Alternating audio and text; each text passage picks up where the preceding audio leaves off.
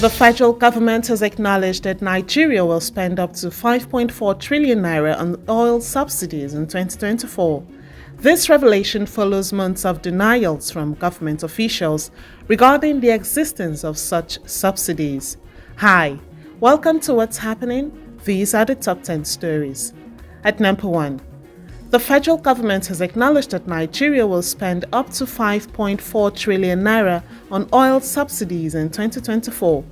This revelation follows months of denials from government officials regarding the existence of such subsidies. The admission was made by Wale Edun, Minister of Finance and Coordinating Minister of the Economy, during a presentation on the Accelerated Stabilization and Advancement Plan (ASAP). The plan aims to tackle challenges and reform initiatives and stimulate development across various economic sectors. A draft copy of the ASAP presented by Edun revealed that at current rates, expenditure on fuel subsidy is projected to reach 5.4 trillion naira by the end of 2024. This compares unfavorably with 3.6 trillion naira in 2023 and 2.0 trillion naira in 2022. At number 2, the ad hoc committee established by the Kaduna State House of Assembly to scrutinize the finances, loans and contracts awarded during former Governor Nasir El-Rufai's tenure has submitted its findings. During the plenary on Wednesday, Committee Chairman Henry Zakaria reported that many loans obtained under El-Rufai's administration were misused and that due process was often ignored.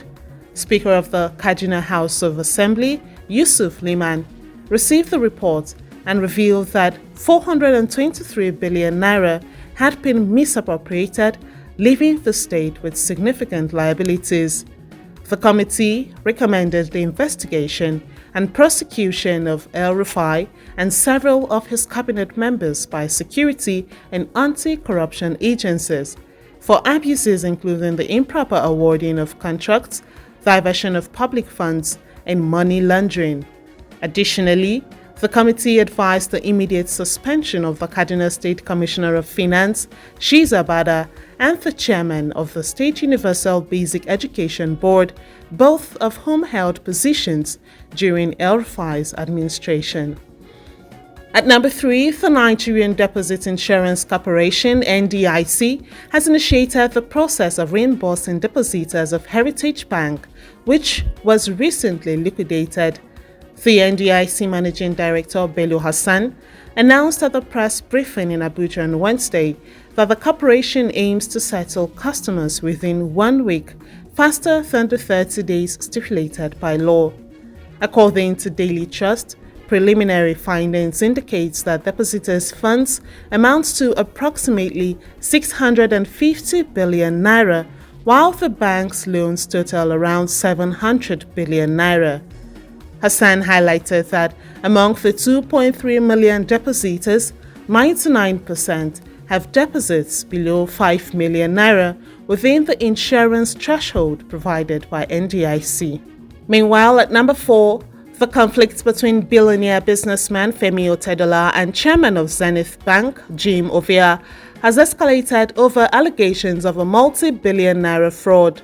Otedola claims that Zenith Bank unlawfully used his company Seaforth Shipping Limited's account for trading without his knowledge or consent. In his petition to the police, Otedola stated that Seaforth Shipping's account, which had not been operated since 2010, was used for unauthorized trading, resulting in transactions worth billions of naira. According to the cable, despite Seaforth not applying for or taking any loans from Zenith Bank, the accounts showed significant debts and suspicious activities. Zenith Bank reportedly failed to provide documentation supporting the alleged loans. Meanwhile, Otedola and his companies have secured the Federal High Court injunction against Zenith Bank and its affiliates, restraining them from trading shares or paying dividends until further notice. At number 5, the Zamfara State Police Commissioner Muhammad Dalijan, has announced the arrest of a member of the State House of Assembly, a former local government chairman, and a district head in connection with banditry in the state. The identities of those arrested were not disclosed. The commissioner made this known during a meeting with Thomas Parker, the officer in charge of the Counterterrorism Unit, United Nations Office on Drugs and Crime (UNODC), at the command headquarters in Gusau, the state capital. Commissioner Dalijan called on the UN to assist in establishing a forensic laboratory in Zamfara state to address the challenge of conducting forensic analysis in Lagos. He urged Parker to replicate the UN's efforts in Maiduguri by seeking assistance to train personnel, investigate crimes, and establish forensic laboratories to expedite the investigation and prosecution of criminals in Zamfara state.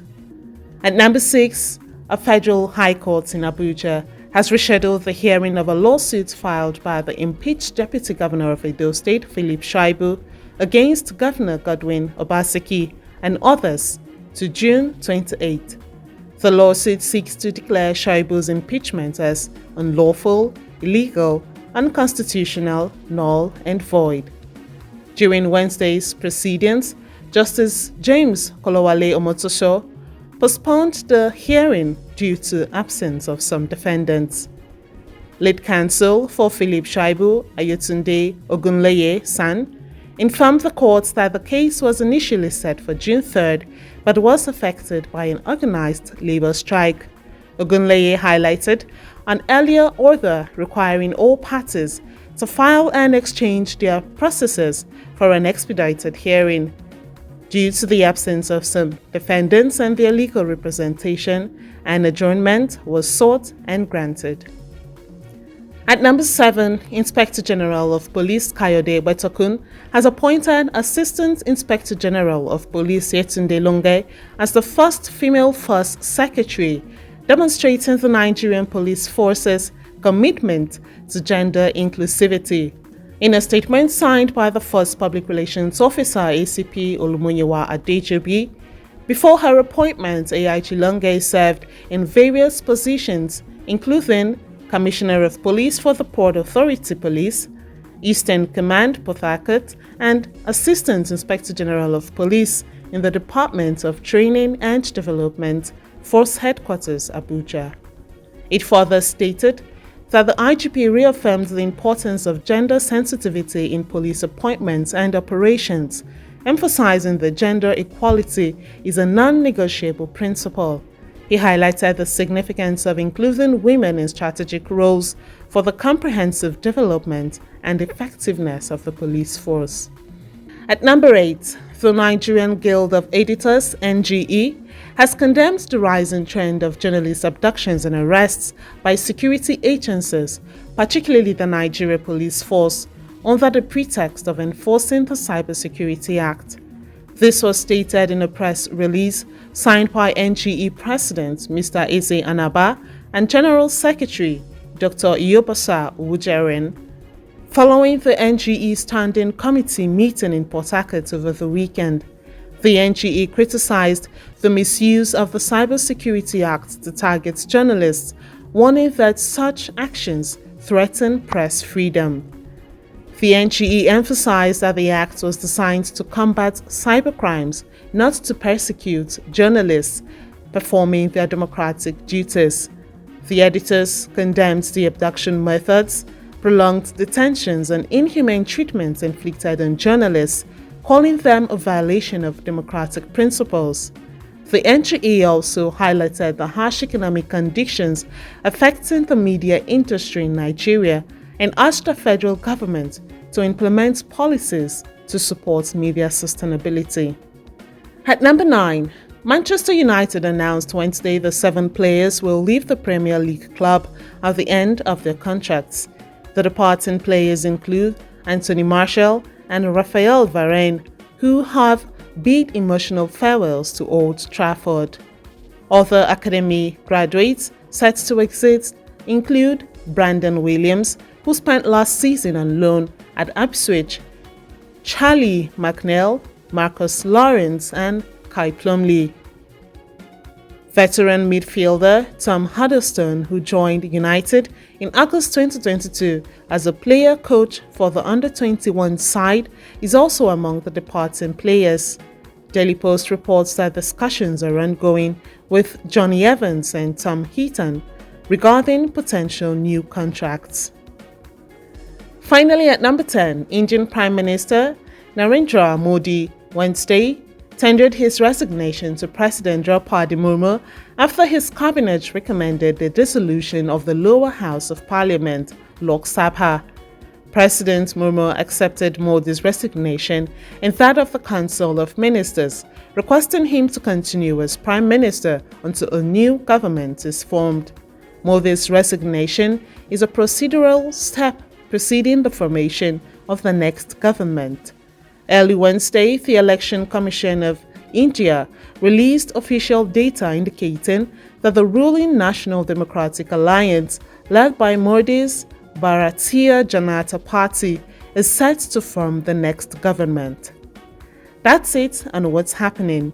You can join the conversation on our website at www.rootstv.ng, follow us on social media and subscribe to our YouTube channel at Roots TV Nigeria. Thank you for watching.